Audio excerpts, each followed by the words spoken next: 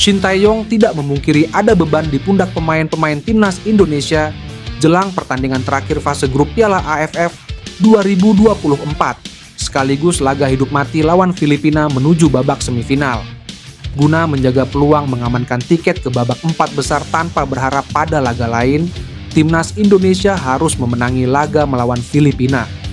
Bukan tugas mudah mengingat lawan akan datang dengan pemain-pemain yang cukup berpengalaman. Sementara skuad Garuda yang akan menjadi tuan rumah mayoritas dihuni pemain-pemain muda, bahkan minim menit bermain di pentas internasional. Kalau dibilang tidak ada beban, itu bohong. Tetapi saat ini para pemain muda sangat baik, walaupun melawan timnas negara manapun yang diperkuat pemain senior, kata Shin. Terlepas dari pengakuan soal beban, Shin menerangkan tujuan utama dari keberadaan pemain-pemain muda di tim Merah Putih saat ini adalah masa depan sepak bola Indonesia. Pelatih yang sudah mendarat di Indonesia sejak akhir 2019 itu berharap dukungan supporter untuk menopang kekuatan mental Asnawi Mangkualam dan kawan-kawan. Jadi para fans yang hadir ke stadion atau yang menonton dari televisi, mohon memberikan dukungan penuh agar para pemain muda bisa mendapat hasil yang baik, ujar Shin. Timnas Indonesia menempati peringkat kedua grup B dengan 4 poin hasil dari menang atas Myanmar dan seri dengan Laos. Sementara saat menghadapi Vietnam, anak asuh STE kalah tipis. 3 poin dari laga melawan Filipina berpotensi mengantarkan Indonesia ke semifinal Piala AFF 2024, mengikuti jejak 2 keikutsertaan Indonesia di bawah kendali STY. Exco PSSI Arya Sinulinga menegaskan bahwa pemain yang dipanggil ke timnas Indonesia adalah urusan pelatih. Federasi tidak bisa mengintervensi. Shin Tae-yong sudah lama menepikan Elkan Baggett. Hal ini bermula ketika bek jangkung tersebut tidak memenuhi panggilan ketika playoff Olimpiade 2024 lalu.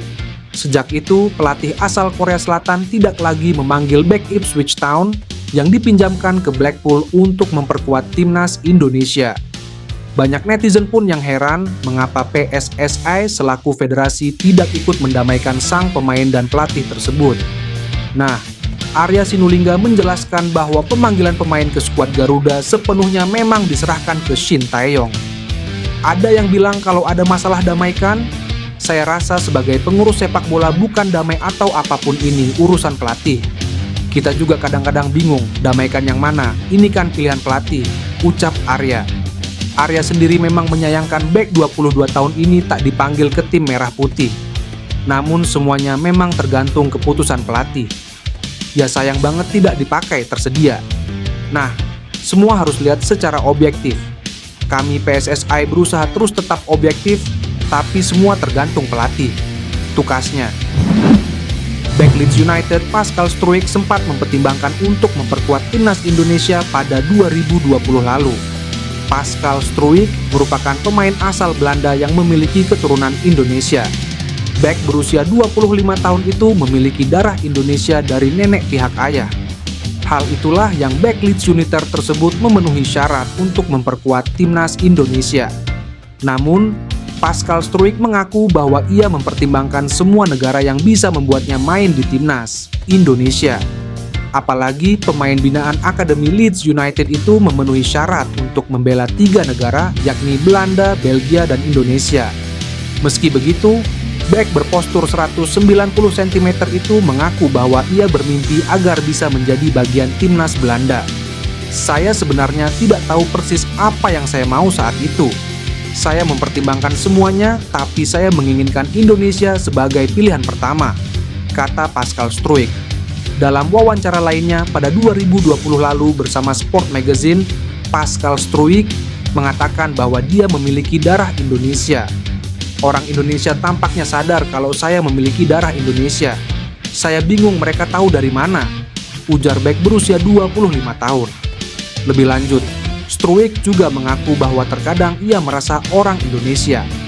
Struijk hingga saat ini belum pernah mendapatkan panggilan dari timnas senior Belanda maupun Belgia.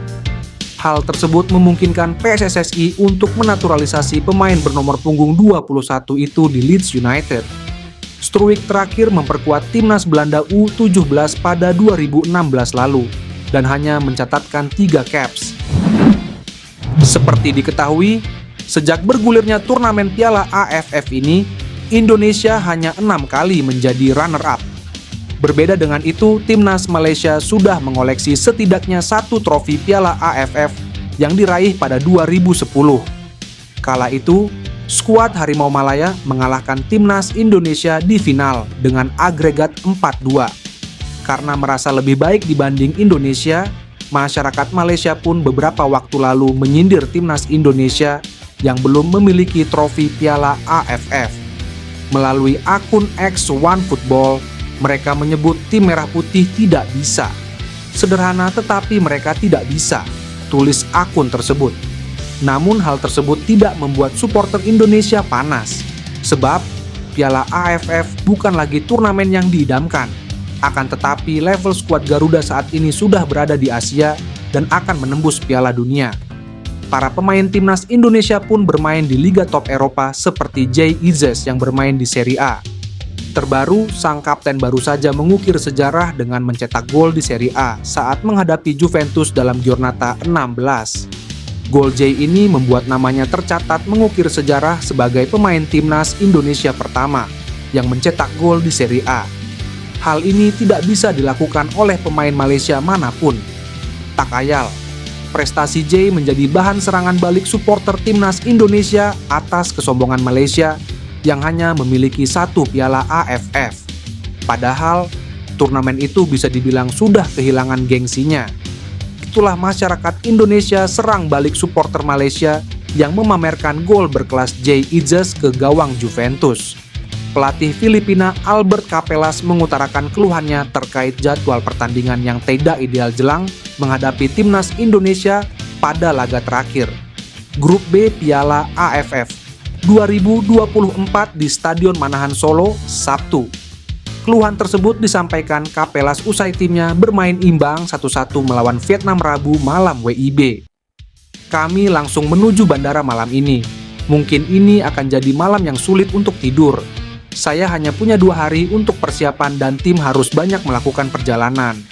Saya hanya punya 1 hari untuk mengarahkan latihan dengan para pemain yang lelah. Sementara Indonesia memiliki waktu istirahat 5 hari. Saya tidak mengerti mengapa, ucap Capelas. Meski menghadapi kendala waktu istirahat yang terbatas, Capelas tetap optimistis timnya bisa meraih kemenangan atas Indonesia. Ia menyebut para pemainnya masih memiliki motivasi 100% untuk berjuang. Filipina sendiri masih memiliki peluang tipis untuk lolos ke semifinal. Mereka saat ini mengoleksi 3 poin dan berada di posisi keempat klasemen Grup B.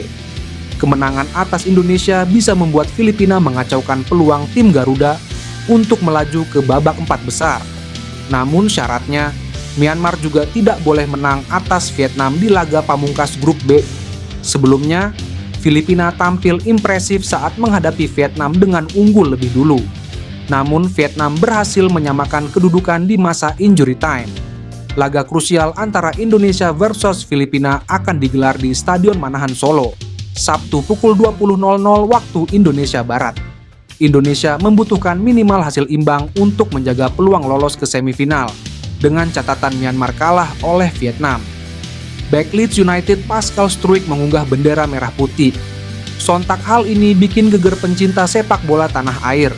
Struijk diketahui memiliki darah Indonesia dari kakek dan nenek pihak sang ayah.